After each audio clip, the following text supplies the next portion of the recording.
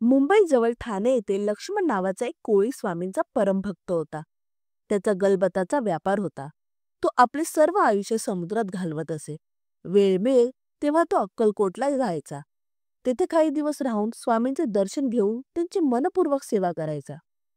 समर्थ हे परब्रह्माचे मूर्त रूप आहे हे लक्ष्मण कोळ्याला माहीत होते. कधी कधी जहाज समुद्रात असताना प्रचंड वादळ येत असे. अशा कठीण प्रसंगी तो स्वामींचे स्मरण करायचा. त्यावेळी स्वामी त्याची सुटका करायचे. कधी कधी तो स्वामींच्या स्मरणात दंग असायचा. समुद्रातून प्रवास करताना तो स्वामींना जहाजावर बसलेले पाहायचा. त्यावेळी त्याला खूप आनंद व्हायचा. स्वामी आपल्या सोबत आहे आणि आपल्या जहाजाला काही होणार नाही अशी त्याला खात्री वाटायची. एके दिवशी कोळी आपले जहाज समुद्रातून घेऊन जात असताना सोसाट्याचा वारा सुटून समुद्रात वादळ आले. त्यामुळे जहाजात पाणी शिरून ते बुडायला लागले. जहाज बुडताना पाहून लक्ष्मण कोळी आणि बाकीचे खलाशी खूप घाबरले. लक्ष्मणाचेही धैर्य सुटले आणि त्याच्या डोळ्यातून अश्रू वाहू लागले. त्याने स्वामींचे स्मरण करून आर्ततेने त्यांचा धावा सुरू केला.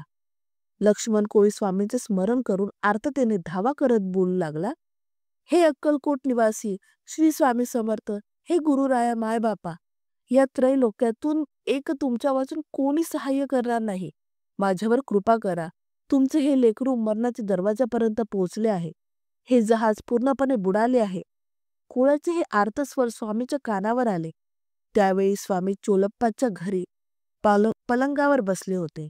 ते एकदम खडबडून उठून उभे राहिले आणि त्यांनी लगेच उजवा हात खाली करून आवेशाने हु हु हु असे म्हणत वर उचलला आणि तोंडाने, लक्ष्मणा, काळजी करू नकोस, भोवरा खूप खोल आहे, तुझ्या नाकातोंडात पाणी गेले आहे, असे काहीतरी बोलू लागले. तेव्हा तिथे उपस्थितांना समजत नव्हते आणि इतक्यात स्वामींनी आपला हात वर घेतला आणि बोलले, लक्ष्मणा, सुटलास रे बाबा. त्या क्षणी स्वामींच्या हातातून पाणी निथळत होते. हा काय चमत्कार आहे हे चोळप्पाच्याही लक्षात आले नाही. त्याने पाणी चोखून पाहिले तर ते खारट लागले. म्हणून चोळप्पाने स्वामींना विचारले असता तेव्हा स्वामी उत्तर देत बोलले, लक्ष्मणाचे जहाज भोवऱ्यात सापडले होते. ते उचलले आणि किनाऱ्यावर आणून ठेवले. स्वामींच्या बोलण्याचा उलगडा तेव्हा कोणाला होत नव्हता. बरोबर 8 दिवसांनी लक्ष्मण कोळी आपल्या कुटुंबियांना घेऊन अक्कलकोटात स्वामींच्या दर्शनाला आला. त्याने त्यांच्या चरणावर अश्रूंचा अभिषेक घातला. त्याने नैवेद्य आणि दक्षिणा दिली. तेव्हा सर्वांना स्वामींचा हा चमत्कार लक्षात आला. मित्रांनो, स्वामी समर्थांची शिकवण आपल्याला अधिक चांगलं जीवन जगण्याची प्रेरणा देते. या प्रकारे आपण या चांगल्या विचारांना अधिक लोकांपर्यंत पोहोचवू शकतो. जर तुम्हाला या गोष्टी आवडल्या असतील तर कृपया लाईक करा आणि हे ज्ञान तुमच्या मित्रांना शेअर करा. आणि हो, आमच्या चॅनलला सबस्क्राईब करा, जेणेकरून तुम्ही स्वामी समर्थ आणि इतर महान संतांच्या आणखी प्रेरणादायक गोष्टी ऐकू शकाल. आपली प्रेरणा वाढवण्यासाठी आपले समर्थन आम्हाला हवे आहे.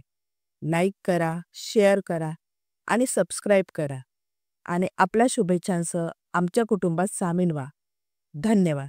आपण पुन्हा भेटू नवीन गोष्टींसोबत. जय स्वामी समर्थ.